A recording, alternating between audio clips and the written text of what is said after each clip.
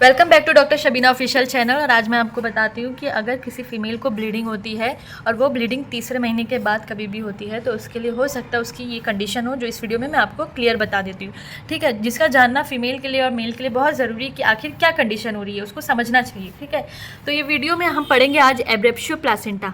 एब्रेप्शियो placenta ये वो condition होती है जिसके अंदर जो प्लासेंटा होता है। अब प्लासेंटा का मतलब क्या होता है, देखिए ये बच्चेदानी है, बच्चेदानी में बेबी के साथ साथ एक प्लासेंटा भी रहता है जो बिल्कुल कुछ इस तरीके से दिखता है। ठीक है, ये प्लासेंटा का काम क्या होता है कि वो मदर से न्यूट्रिशन और ऑक्सीजन लेके बेबी को सप्लाई करे और बेबी की ग्रोथ जो है वो अच्छी हो। ठीक है, लेकिन अगर इसी प्लासेंटा में कोई एबनॉर्मलिटीज़ हो जाती है, यानी ये प्लासेंटा, इसमें क्या होता है एब्रेप्शियो प्लासेंटा या प्लासेंटा एब्रेप्शन, ये वो कंडीशन होती है कि इसके अंदर ये प्लासेंटा जो होता है ना, ये रिमूव होने लगता है, यानी अपनी जगह से ये निकलने लगता है, क्योंकि ये बच्चेदानी में इम्प्लांट होता है। अब ये यहाँ से अगर निकलता है तो क्या होता है, ब्लीडिंग होने लगती है और ये ब्लीडिंग बाहर आके विजिबल होती है और फीमेल जो होती है वो काफ़ी घबरा जाती है कि आखिर क्या हो गया उसके बेबी को, या उसके अंदर क्या ऐसी कॉम्प्लिकेशन हो गया कि उसको ब्लीडिंग हो रही है। अब हम इसकी टाइप्स के बारे में पढ़ेंगे कि इसकी कितनी टाइप्स भी होती है। देखिए 3 टाइप्स का ये कंडीशन हो सकती है। एक होता है रिविल टाइप का। रिविल टाइप में क्या होता है, ब्लीडिंग जो होती है वो बाहर आ जाती है, यानी खून जो होता है वो बाहर आता है और फीमेल को दिखता है कि हाँ मुझे ब्लीडिंग हो रही है। दूसरी टाइप जो होती है वो होती है कंसील टाइप। कंसील टाइप में क्या होता है, ब्लीडिंग जो होती है वो बिल्कुल अंदर ही होते रहती है और बाहर नहीं आती, तो ऐसे फीमेल को पता ही नहीं चलता कि आखिर उसको क्या हुआ है, क्योंकि और उसमें उसको बहुत ज़्यादा एब्डोमिनल पेन, फीवर वगैरह आता है, लेकिन उसको ब्लीडिंग बाहर नहीं होती। ठीक है, ये 2 टाइप हो गई।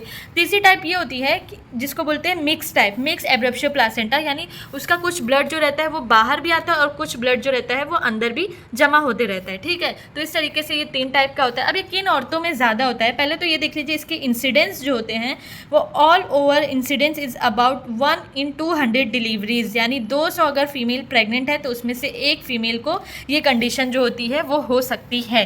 ठीक है, अब इसके अलावा ये किस वजह से होता है, तो देखिए इसका जो मेन कॉज है, यानी जो मेन वजह होती है वो अभी तक पता नहीं चली है रिसर्च के हिसाब से, लेकिन हाँ कुछ लोगों ने या डॉक्टर ने, साइंटिस्ट ने रिसर्च किया है, उस हिसाब से वो बताते हैं कि ऐसी फीमेल जिनके बहुत ज़्यादा बच्चे, यानी 5 से ज़्यादा जिनके बच्चे होते हैं, तो उनके अंदर ये होने के चांसेस हो सकते हैं। ठीक है, इसके अलावा और क्या है, एडवांसिंग एज, यानी जो फीमेल बहुत ज़्यादा एज पे मदर बनती हैं उनके अंदर भी ये चीज़ होने के चांसेस ज़्यादा होते हैं। इसके अलावा पुअर सोशो इकोनॉमिक कंडीशन, यानी जो बहुत गरीब और जो थोड़ा लो इकोनॉमिक कंडीशन जिनकी रहती है उनके अंदर होने के चांसेस है वो फीमेल में। माल न्यूट्रिशन, यानी जो बहुत कमज़ोर, बहुत ज़्यादा दुबली पतली औरतें या बहुत ज़्यादा कमज़ोर रहती है तो उसको क्या बोलते हैं, माल न्यूट्रिशन औरत, यानी उसके अंदर नरिशमेंट की कमी है तो उसके अंदर भी ये कंडीशन होने के चांसेस बढ़ जाते हैं। ठीक है, इसके अलावा स्मोकिंग, ऐसी फीमेल जो स्मोकिंग करती है और साथ ही साथ ऐसी फीमेल जिसको हाइपरटेंशन की कंप्लेन हो और वो प्रेग्नेंट होती है तो हो सकता है उसके साथ ये कंडीशन हो सकती है।